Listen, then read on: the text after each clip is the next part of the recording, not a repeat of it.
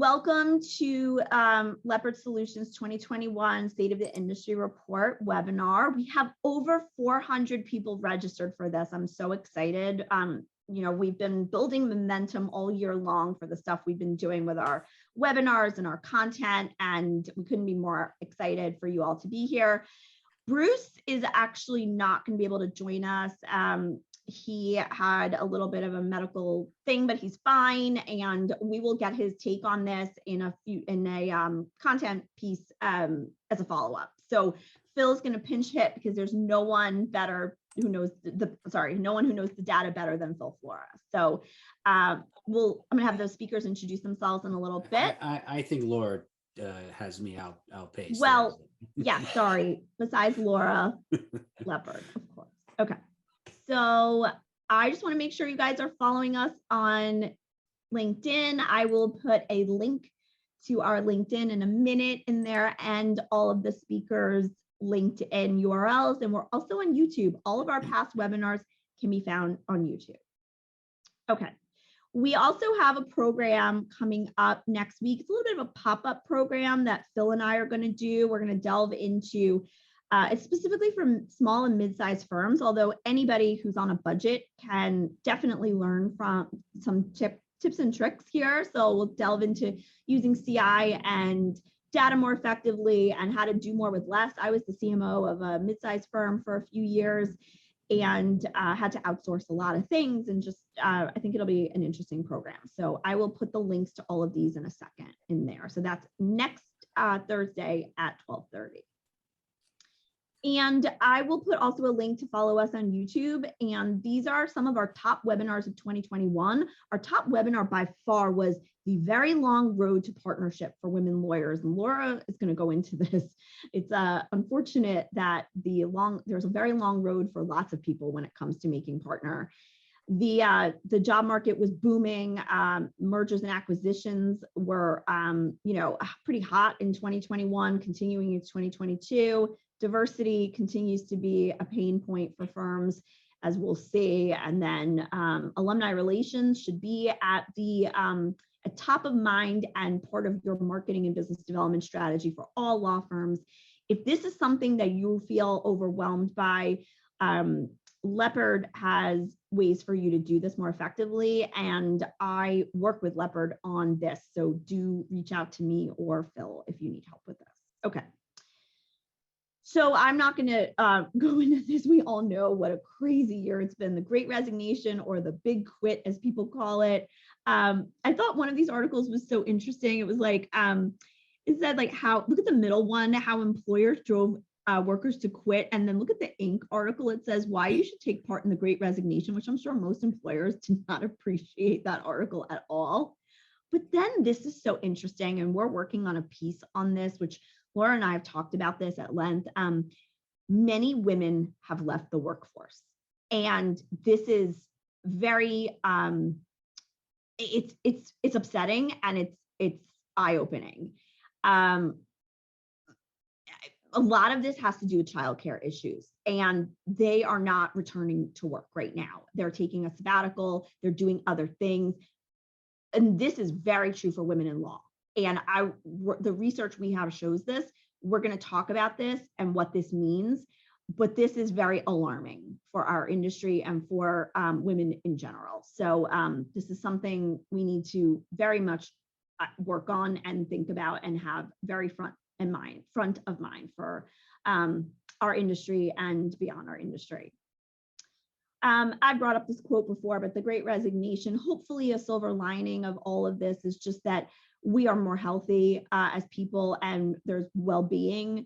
I think that the generations that I'm an Xer, the generations that have come after me are demanding a better work-life balance. I think I couldn't even fathomed not going to the office every day. It wasn't even, working from home made me feel guilty. When I worked at a law firm, FaceTime was so important, and my success was determined on being in the office, and the lawyers expected me to be in the office. So my success was very much determined by how much I was in the office. So now that's different. I do feel for young folks who are working remotely. I worry for them because they could get lost in the shuffle. I think there's got to be a happy medium. We need to figure that out. And I think that that is something that law firms and other corporations are going to be grappling with for years. And I think working from home full time is not necessarily maybe the best thing for people. And I want to talk about that and how we can find, that's going to be an issue for 2022 that we will cover in our webinars, finding that right balance. Okay, so you guys have heard from me a little bit. I've worked at law firms for 20 years. I work with law firms and legal service providers now as a consultant, but I was a marketer at Paul Weiss and Sullivan and Cromwell and Proskauer and Mofo and Mayer Brown and then Tarter Krinsky and Drogan. And now Laura is the CEO and founder of Leopard Solutions and is an entrepreneur, and she's going to present this amazing data. And I am so excited to work with her every day. I'm doing a quick intro just so we can get to the data.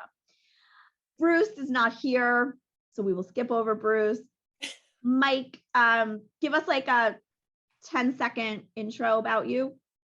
Been doing this for 33 years. Can't believe that. I've even got less hair now than I did in this dated picture of me.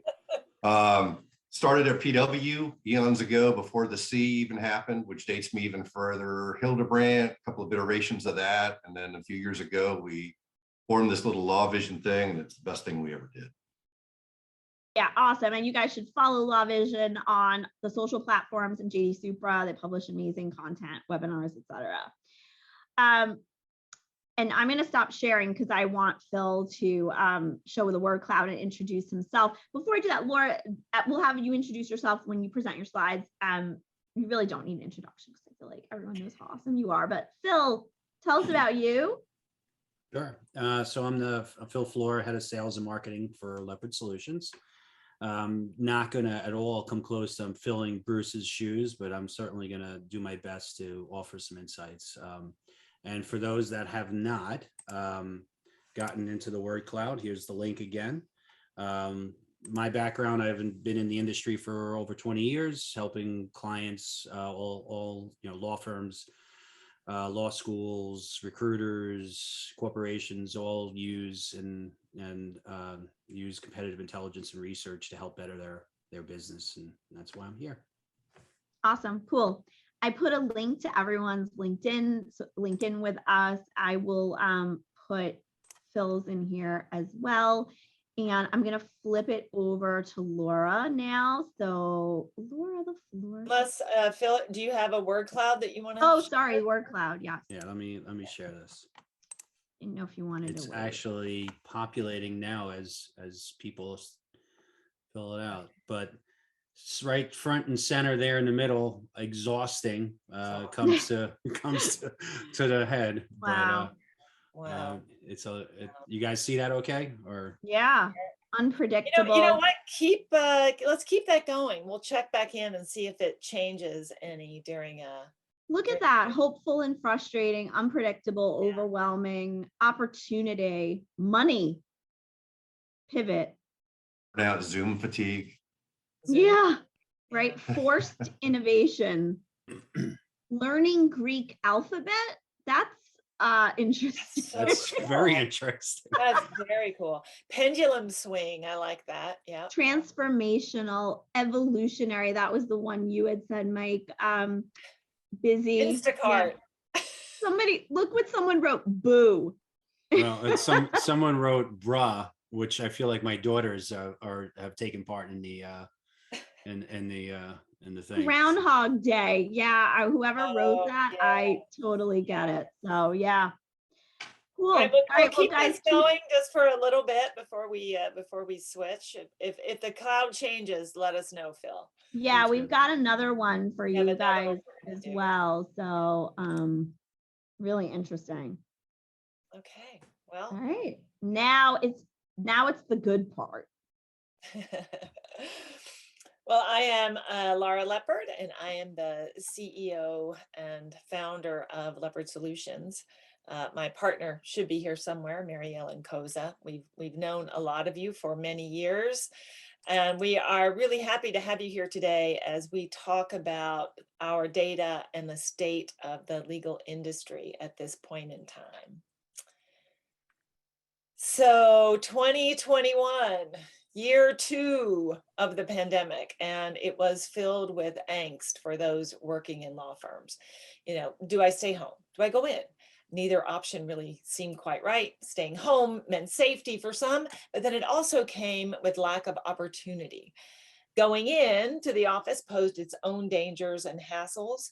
You know, firms chose varying options of how to proceed, and plans were made and then were scrapped over and over again as everything kept changing. Attorneys began to see their firm in a different light as offers began pouring in. Their phones were ringing off the hook. They were offered more money, big bonuses, more opportunity, and greener grass on the other side of the fence.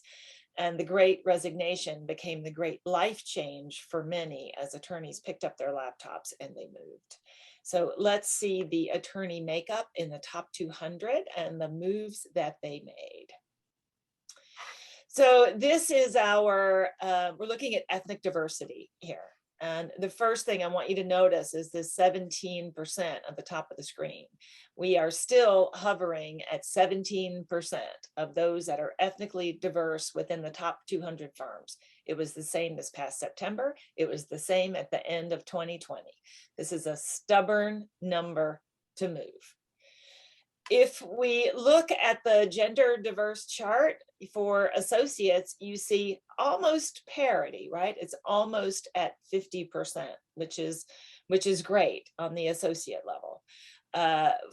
For the orange column, here we're looking at councils. There's a really large number of councils for women, for those who are, you know, gender diverse. Really large number of councils. Makes us wonder why. Is this a choice, or are they being parked there? Are they being mollified? They're not quite making partners, so they're going to be made a council. Those are all some questions that we're going to be looking at in some future webinars. If we just look at partners, we see that ethnically diverse attorneys, 11% of them are partners, 11% of the whole. That's actually better. It was just 10%, you know, a few months ago. It actually has increased, so that's a really great sign. So some of those promotions came in. For women, we are at 26%. So here we are not close to parity at all. We are on the associate level, certainly not on the partner level. But that will change over time by some of the other data that we're going to look at shortly. It'll all come in time. So now we're looking at the percentage of change, right? So we're going to compare 2020 to 2021 for domestic recruiting. And in the first quarter, a lot of those entry-level hires, those new associates, those entry levels were onboarded in the first quarter of this year. And not much else. Recruitment was still down for laterals. That all changed in quarter 2. So here we have the inverse. We have those entry-level associates, their numbers dropped in comparison, but boy, the lateral numbers really jumped up. So for lateral associates, 86% rise over the previous year, but quarter 3 was the amazing quarter, 177% increase for lateral associate hiring over the previous year. So we were really rocking and rolling in quarter 3 and still doing very well in quarter 4. Lots and lots of movement. And what a difference that year makes, right? So if you're comparing against the previous year, this is an incredibly positive roadmap. So then I thought we would look at lateral hires through the years. So we'd always had a traditional pattern of each year, the number of lateral recruitment would get higher and higher, sometimes as much as 1,000, sometimes 500, 600, but there was always a steady rise. Of course, 2020, completely different year. So that was a big dip. But a few months ago, I said, oh, I think we're going to, make 13,000 lateral hires. And I was projecting another 1,000, in a month would be hired. But that number went up to 14,000. But if we looked at what would have happened, right, if things had sort of followed the normal course of things, we would have had at least 12,000 hires in 2020. And then this jump, might not be as big as it was, but that didn't happen. Right. So while this is on the same growth trajectory, this year right here, there's a hole of about 3,000, 4,000 associates that didn't get hired in that year. And we have not quite made up for the lack of those hires.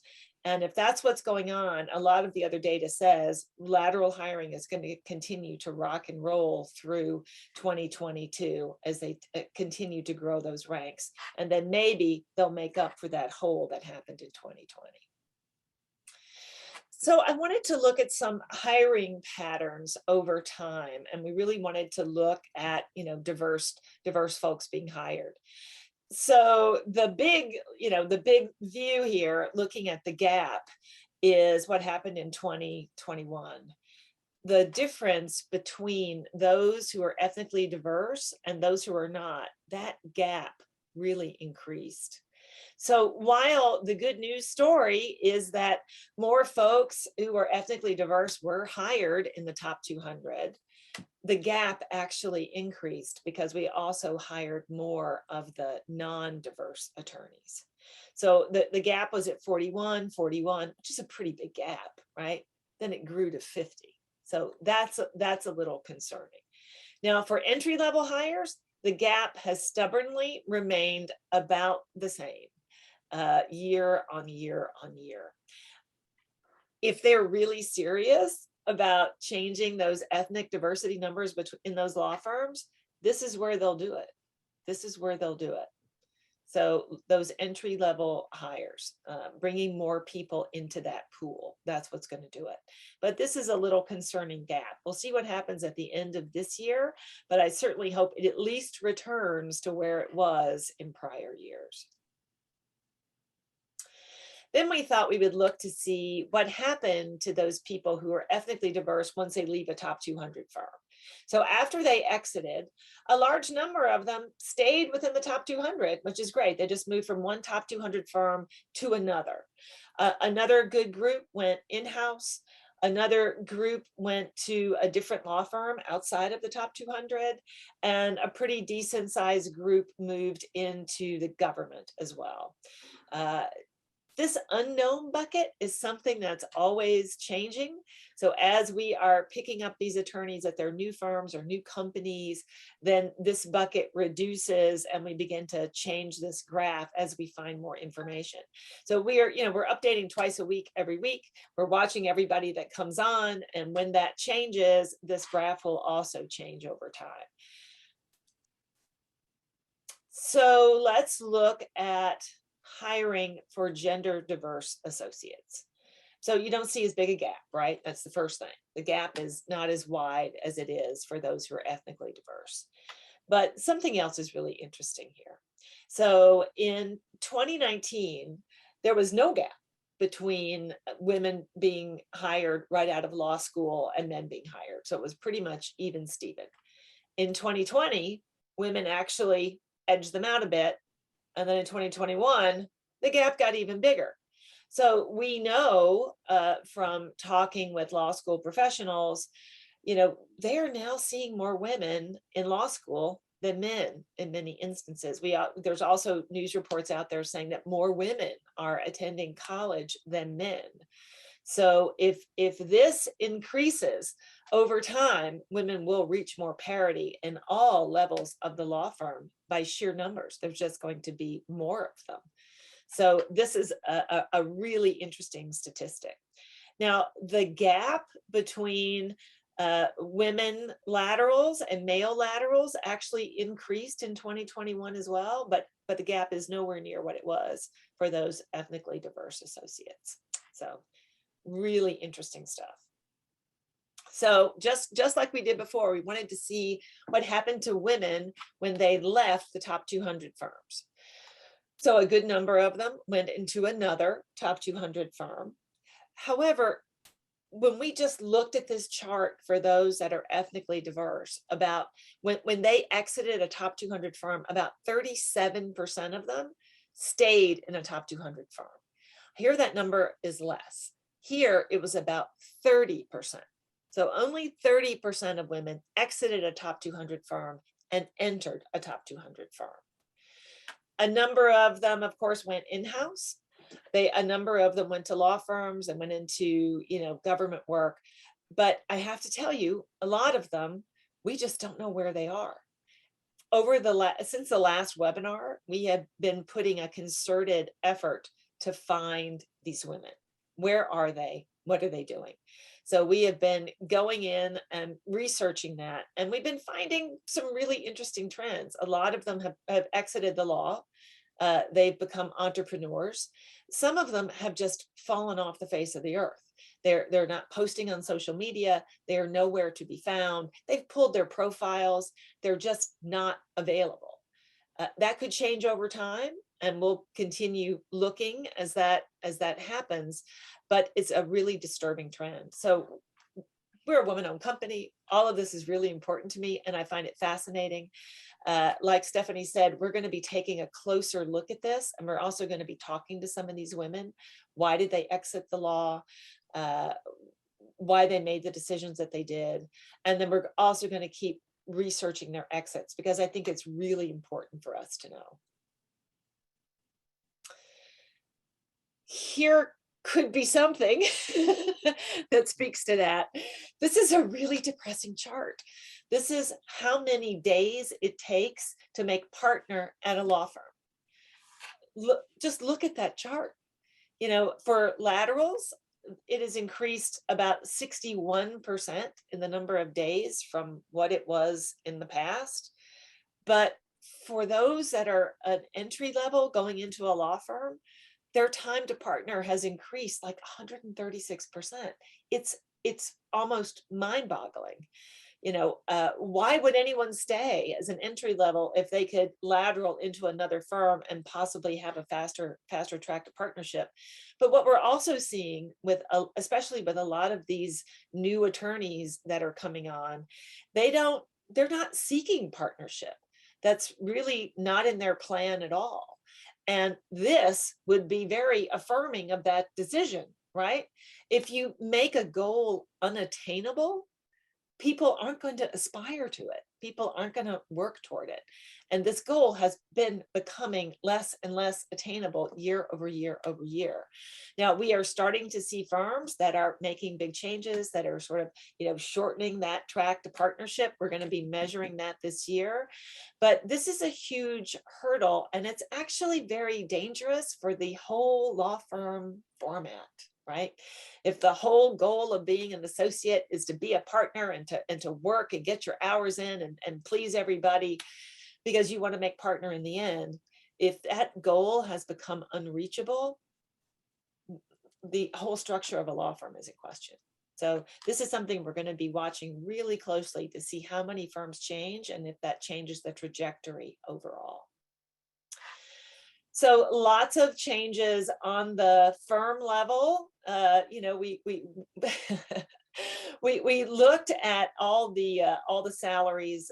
We measure all those salaries very carefully. We now see there are 85 firms in the top 200 that now pay over $200,000 as a starting salary, and that's either in specific offices or all the offices at the firms.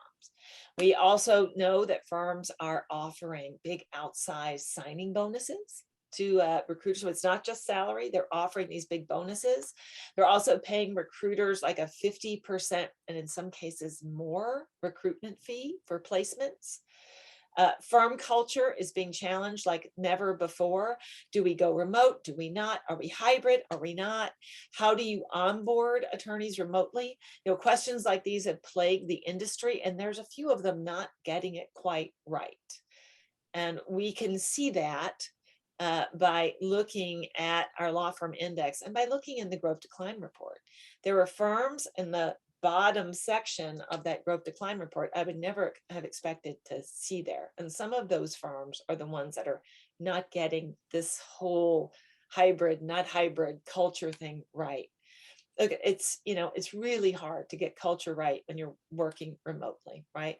But it's also hard to drive people back to an office when they don't feel safe. So let's look at some of the big firm level changes in 2021. If you are unfamiliar with our Leopard Law Firm Index, this delivers a real-time view of where a firm is. You know, a once a year assessment of rank is worthless 2 months past its calculation. The world is moving very, very quickly. And our index really sort of keeps you abreast of who is doing well and who might be in trouble. And I'm really sorry that Bruce isn't here today, because Bruce helped us calculate the formula that we use for our Leopard Law Firm Index. It is a great check-in for firms. It uses ungameable data. This is not coming from survey data. This is ungameable data. And in our BI suite, we show why the score was assigned to each and every firm in our database. So changes this year. When we look at the last year, we see that 32% of the Leopard Top 200, through the lens of our Leopard Law Firm Index, they slipped in status.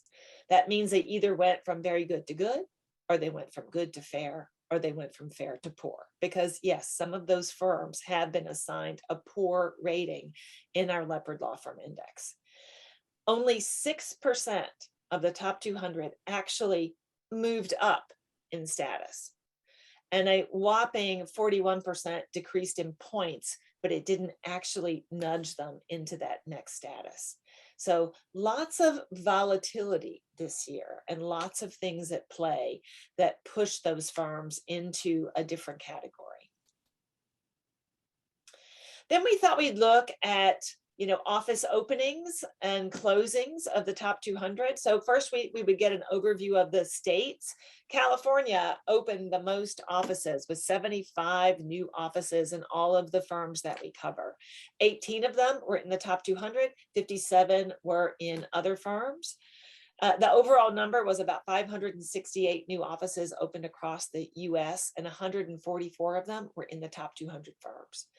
So Texas also saw a big number, 46, brand new office openings. There were some big differences in Pennsylvania and Illinois, where other firms were opening a lot of offices, but not the top 200. So really interesting stuff. Florida also saw a lot of office openings, but most of them were not in the top 200. So we drilled down to look at cities. So biggest winner, Austin, Texas. Austin, Texas, 16 new offices opened in Austin, Texas, and 6 of those were within the top 200. And it was followed by Los Angeles with 13, New York City with 13, San Francisco with 10. The city that really surprised me, and why I put it in this chart, was Salt Lake City. There are 5 new offices in the top 200 in Salt Lake City. And a little birdie told me it's because of a great law school there. And they feel that they can get some associates maybe a little less expensive by moving into that city. So I just thought that was a really interesting number. And the top 200 opened 4 new offices in Dallas, 4 in Chicago, 4 in New York. So really interesting look. So now let's invert it and let's look at closures. So, some of those areas that had a lot of openings also had a lot of closures. So California had 53 closures. Remember, they opened 75. Florida and New York tied for the second highest closure number. However, nobody in the top 200 closed an office in New York. They were all, firms outside of that ranking. New Jersey, 16 offices closed, 17 in Pennsylvania, 10 in Illinois, 18 in Florida. But that's but New York was steady for the top 200, to be sure. Then we thought we would look in individual cities, right? So a lot of the cities that saw a lot of openings also saw some higher closure numbers. And there were 5 cities here that had some high closures, but the top 200 did not close an office there. So 4 small firms or smaller firms closed an office in Austin, but not the top 200. This is the inverse. Palo Alto, the top 200 closed 3 offices in Palo Alto. Nobody else closed an office there. In Philly, 3 offices closed. Top 200 didn't close any. In New York, we saw 9 office closures, but none of them were in the top 200. So then we thought, okay, well, let's do our own growth decline a little bit and just show the net gains, of what cities really did well. So San Francisco netted 2 new offices once you sort of put them together, subtract the closures. But Austin, Texas, still the big winner. They netted 12 new offices in Austin, Texas. They got some good stuff going on down there, some good barbecue. I know, I've been to Austin. 4 new offices in New York City, not a great number. Look at that, 12 in Austin, Texas. That really is great. I found it really interesting that Denver saw 6 new offices open. West Palm Beach saw 6 new offices open, but none were in the top 200. So all of that is really very interesting. But Texas seems to be on a streak. You got Austin with 12, Dallas with 6, Houston with 6. So Texas really is on a winning streak here. So 2021 was the year that we broke and rebroke the the record for our jobs platform. We researched, over 1,000 law firms, 24 Fortune 500 companies for openings every day, Monday through Friday. And any normal day before 2020, you would see about 6,000 to 7,000 openings in the system. After hitting the low in 2020 of about 3,000 openings in like July, we hit an all-time high of 9,000, then 10,000, then 11,000.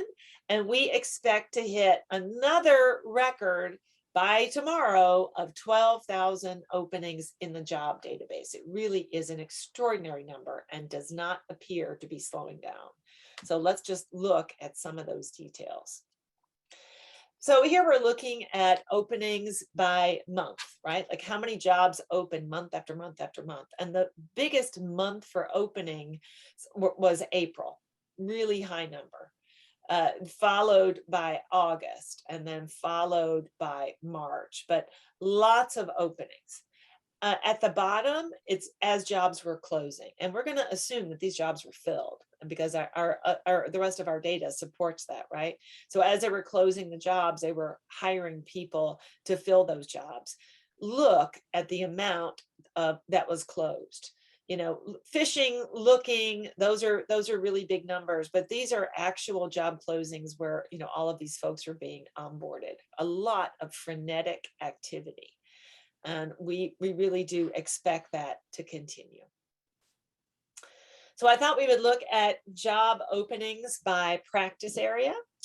And everybody, all the talk throughout the year was corporate M&A, can't find corporate M&A, corporate M&A. And there was lots of corporate openings, but litigation, lot of litigation openings. So litigation actually had more openings than corporate did. Maybe it was harder to find corporate M&A folks, but litigation, lots and lots of need out there. And that was one of the things I think I predicted last year, that litigation was going to be a hot practice in 2021, and it certainly was. And look at real estate. That's a lot of openings for real estate, over 1,000 openings for real estate, over 1,100 openings for IP. And then of course, labor and employment, 871 jobs. So really, really, really interesting stats, but litigation is one of the big stories. So I think Phil is going to show us, was there a change in that word cloud, Phil? Let me take a look. I think there was a couple more, but not too much more. So let me. Okay. Well, then we'll switch our question, and we'll publish the final word cloud of each one in our newsletter that goes out. So just think about, we've already talked about 2021, right? So now, what's your word for 2022? Either, what are you hoping for, what you think will happen, what you look forward to, but the next word cloud is going to be about 2022. Just a word or short phrase. Click that link that Phil is putting in the chat and enter your word, and we'll see what that word cloud is at the end of the session. Okay, there is a lot to digest here. So, if you're seeing ears, that's my dog, one of my dogs. This is Scarlet. Just wanted to sit with me. Okay, so there is so much here. I've obviously seen the data. I'm actually working on our report, which each of you will get a copy of as soon as it's finished. The 3,185 days to partner is so sobering to me. And for someone, I was saying to these folks yesterday, for someone like me who worked at white shoe firms for so long, where, it was scoffed at to have laterals, where, a homegrown partner, homegrown associates who made partner was considered like, so much, the thing. That's why you slaved away, worked, 14 hours a day, gave away your weekend, sold your soul to the devil. That was the thing. To now know that, you can be a lateral.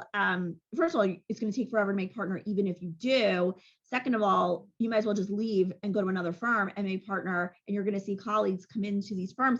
There are firms like Sullivan and Cromwell, Paul Weiss, et cetera, Cravath, that are actually now hiring laterals in practices that we've never seen before. So the world's changed, but what's the point of doing it if you're not even going to make partner? And it's even harder if you're a woman or you're diverse. So it's sort of like, why am I doing this? I might as well just go in-house or be an entrepreneur or whatever it is. And I think it's also very alarming that women are leaving the workforce.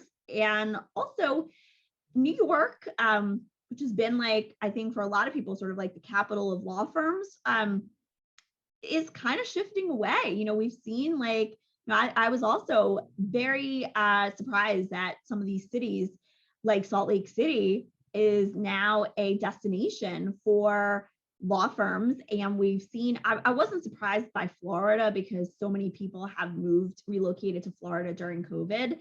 But it's been really interesting to see where, Austin makes sense. A lot of people relocated there.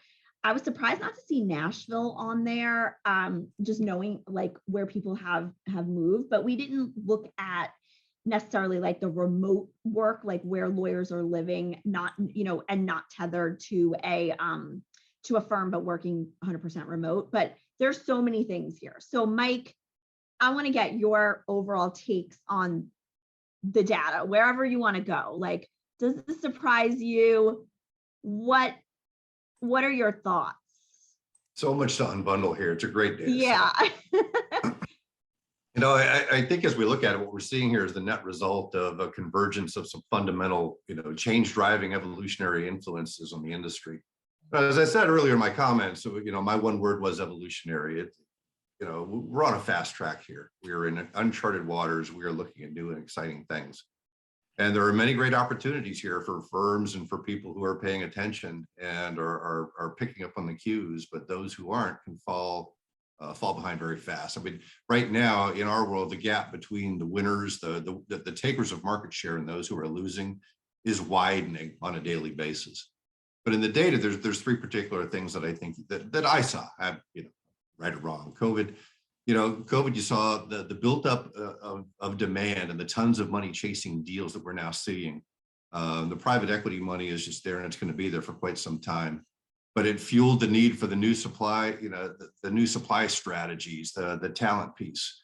And we're just catching up on that. So there were two things happening. One, there was the stall on the work, the build up of the money, but we also stalled on the supply side, the talent side.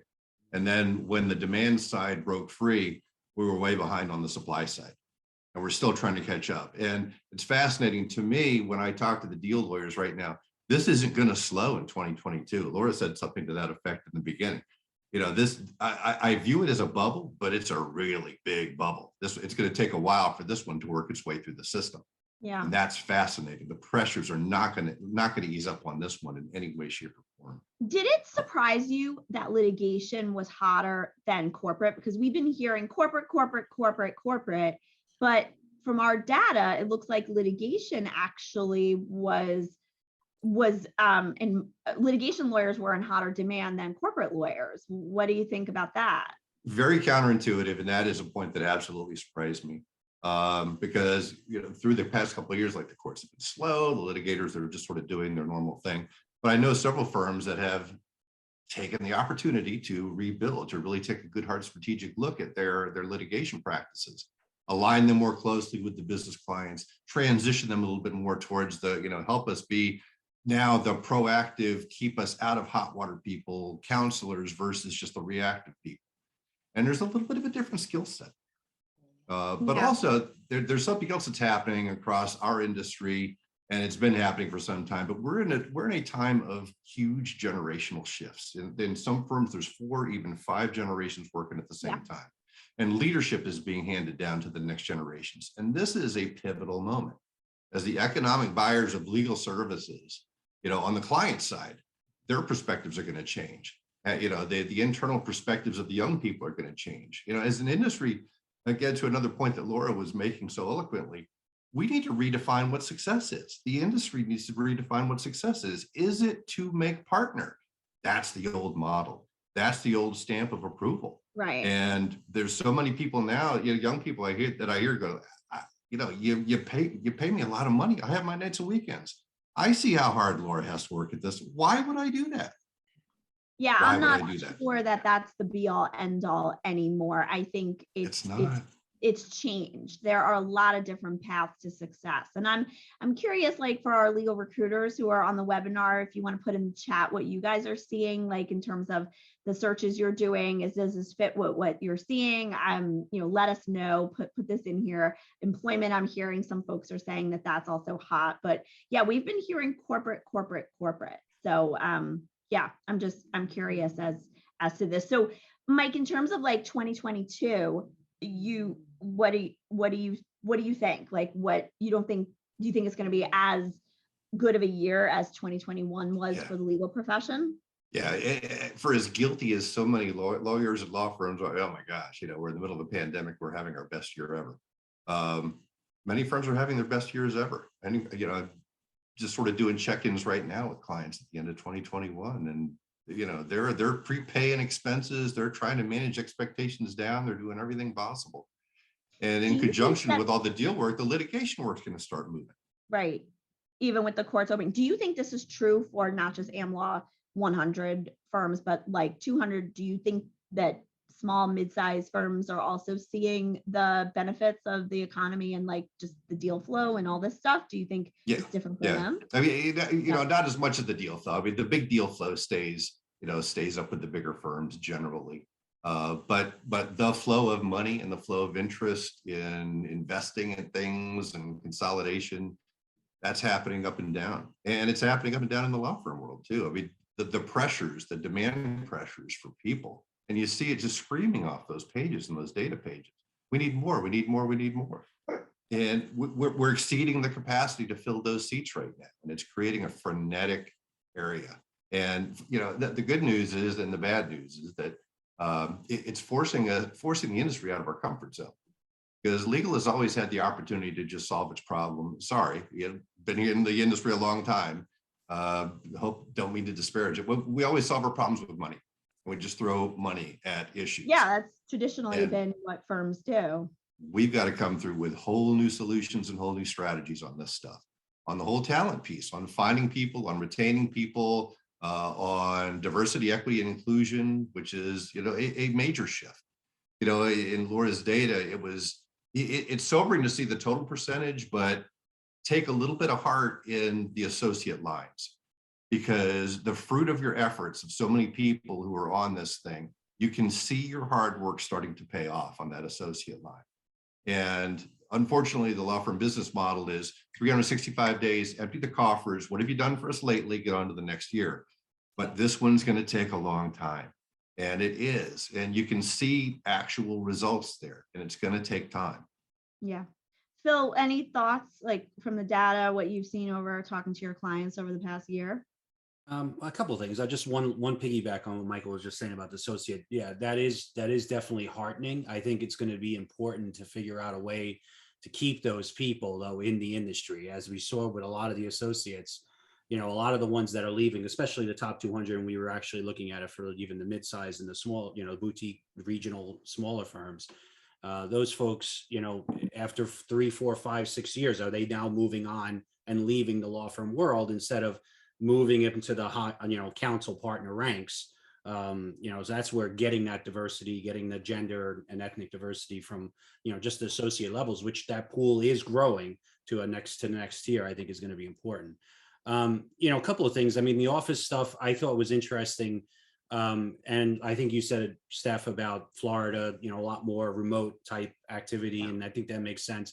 I think also a lot of it has to do with, especially with closures for the under top 200 firms, you might be for mergers or acquisitions of top 200 firms. And I think you're going to see a lot of that next year. I mean, we've just from conversations that we've had with a lot of clients, the merger and acquisition aspect of things has certainly heated up a lot, and firms looking for potential targets in areas where they could just, potentially acquire a firm that specializes in a certain aspect of work, as opposed to just continuously going and looking for individual attorneys. So I think that's going to be important. The other aspect of things, I'm always kind of a glass half full person. So when we were looking at that gap widening between the ethnic diversity numbers, it is heartening to see that the number of ethnic diverse attorneys that came into top 200 firms is just this last year was double what 2019 and 2020 was. So, there are a lot more ethnically diverse attorneys lateraling into the top 20, but that pool, are they, again, pulling the same people from the same firms? Obviously the pool needs to grow, and, looking kind of outside the box for different areas to grow, diversity in the legal industry, I think is also going to be something that firms need to focus on next year as well. Yeah. It's interesting. One of the things I worry about is like just the working from home all the time, and all these movements has sort of taken away from the law firm cultures. So many of us were loyal to certain firms, and people are not hesitating to just move for lots of different reasons. And this the industry has changed so much. Loyalty has sort of gone by the wayside. People are moving, and some find the grass isn't greener. I do see boomerang employees. So and I do see that quite a bit with diverse candidates. I see at my clients that they will go to another firm and then come back within the same year. I don't know if others are seeing that as well. But we haven't seen a large increase in that numerically. You haven't in the data. My clients are a lot under the top 200. They're boutique and mid-sized firms. But in terms of loyalty and in terms of culture, we haven't even begun to scratch the surface in terms of the long-term implications of the pandemic on law firms and other corporations. So it's going to be really interesting to see. So it's just something I think that law firms are going to struggle with, especially working remotely. Mike, I wanted to ask you for your thoughts on what you think law firms are doing good and bad with regard to talent management. You were using the word culture there several times, and I think 2022 is the year of refocusing on culture. Now, culture is this big nebulous blob, and I've never, ever been in a firm that says, "Oh, we got a crappy culture," So everybody celebrates their culture, but what are you really celebrating? Because your culture is the glue. All law firms are collections of free agents that choose to reassemble every day. And the reason they reassemble is that culture thing. And it's been stretched because by working at home, I've heard many stories of, we hired a young person and then that young person went to another firm without ever meeting anybody. And we're in a new normal, but we've got to re-impart that culture piece. Otherwise, all law firms are just big fungible organizations and people can hop around for dollars. And that's what 2022 is really all about. It's making that reconnection. And the old consultant did not just say that everybody's got to go back into the office. But I did, what I am implying here is there have to be activities. There has to be forced opportunities. There has to be, times when you collect. Because when you ask the young lawyers, in broad groups, do you want to go back? No, working from home is great. I'm all about this. When you ask them privately, they realize they're missing out on opportunities and they're not getting mentored and they're not getting the opportunities that they want. Because the number one reason, and this is traditional, the number one reason that a young lawyer gets antsy, unless there's like stupid money. And I agree with you, there's going to be a lot of boomeranging in the next 3, 4, 5 years when this bubble bursts. But Yeah. you know, the one thing that a young lawyer is always looking for is, I want to feel like you're invested in me and you're helping me develop. And as soon as that stops, they get antsy. So that's that culture piece. Now, culture could be core values. It can be, you know, it can translate into a bunch of different things, but you got to live them. You've got to be able to state them. It's got to be real. It's got to be an elevator pitch that you can tell somebody that really connects them in a way. And the DE&I and the social part, it's increasingly important. Yeah. Is there anything we haven't covered in film? I'm going to ask you to show that 2022 thing in a minute because we're out of time, but is there anything you guys want to give as advice to law firms in terms of like profitability for 2022? I'm going to say, you know, your people are at the core of your success in terms of, you know, the work, the culture, everything that you need to make sure that the work gets done and that you've got, you know, people there to help you recruit, retain, all those things. So invest in your people every single day and make sure that you are remaining connected to them every single day. And then you will be, I think, in a better position. And your alumni are key to your success in terms of referrals and recruitment and business development. So please, whatever size firm you are, be focused on your alumni program as well. Mike? I would just Laura, like go to ahead. add, sorry, that you know, everyone's so distressed about culture now in 2021. Well, there's always been bad law firm culture. You know, I've talked with people from law firms and they say, oh, we have great culture and people love to work here. And then I look and I see, you know, there's a constant churn at that law firm. People are going out as quickly as they come in. So instead of saying culture, I think we should look at saying attention. Pay attention to your attorneys. Give them time. It's not about, oh, we're loose and we're loosey-goosey. It's not culture per se, but it's attention and care to those people. That's how you retain talent. So if we could just forget culture for a while and just remember that the people at the top have to pay attention to the people at the bottom and the people coming in, and that will make all the difference in retention. I agree. Culture is a convenient word, and all law firms say, "Hey, we're collegial." Like, is that it? You know, what is the glue? What is the real meat of all of this stuff? It's about teamwork. It's about development. It's about commitment, and those are the things that are real. You know, you've got to get beyond the numbers. Not everybody can compete on numbers. And Stephanie, you just made a great point a second ago. I think 2022 is going to be a year for the mid-sized and smaller firms to really focus on profitability and innovation and competing in a different way, because they can't compete on the dollars in the HR. So there's going to be some cool ideas coming out of the small and mid-sized firms this year in conjunction with ALSPs and different business models. Yeah, I've been saying it for years, having shifted from big law to mid-sized small firms. And I know we've got some folks on here who work at those firms. There's a lot of advantage and interesting places where mid and small size firms can go in there and do some really interesting things. So beware of the small and the mid-sized firms. Come to our program next week on small and mid-sized firms. Nice segue. And yeah, right. Phil, what are your parting thoughts? And then will you take us into our word cloud, which hopefully has some positive. There actually is. There's a lot of good positive stuff. So I'll share my screen in a second. I mean, I think you guys all touched on everything. I mean, my biggest thing, I guess, you know, Michael, you kind of alluded to this. I think the clients are going to drive a lot of the change as well. I think, you know, there's an evolution in the, you know, in the buyer of the legal services and how they buy. Technology is driving a lot of this as well.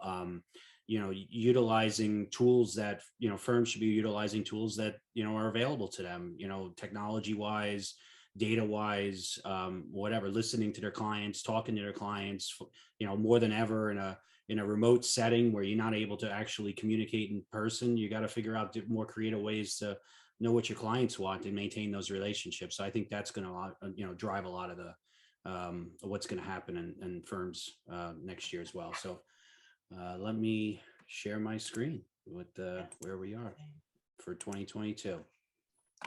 So hope comes to the front, whereas I think in last year, That's nice. Look back, it was exhausting. Was like the big one in the middle. So hope, hopeful, relief, change, growth. It's a lot of good positive vibe, hopefully.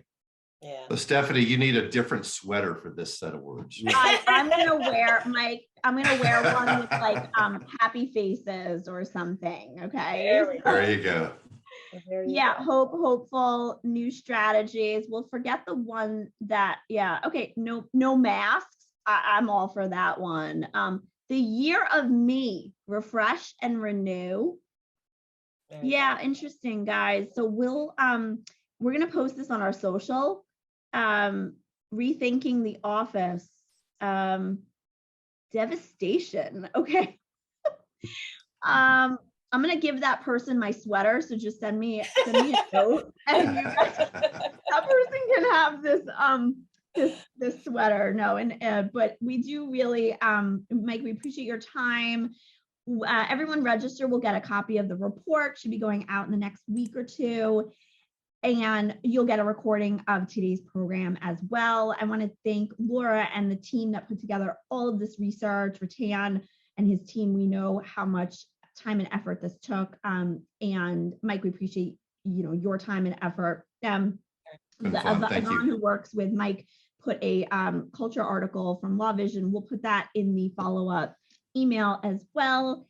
And we want to thank everybody for being here. So let's hope for good things for 2022 and more success. So thanks everyone for joining us today. Thank you. Take care. Bye. Thank you.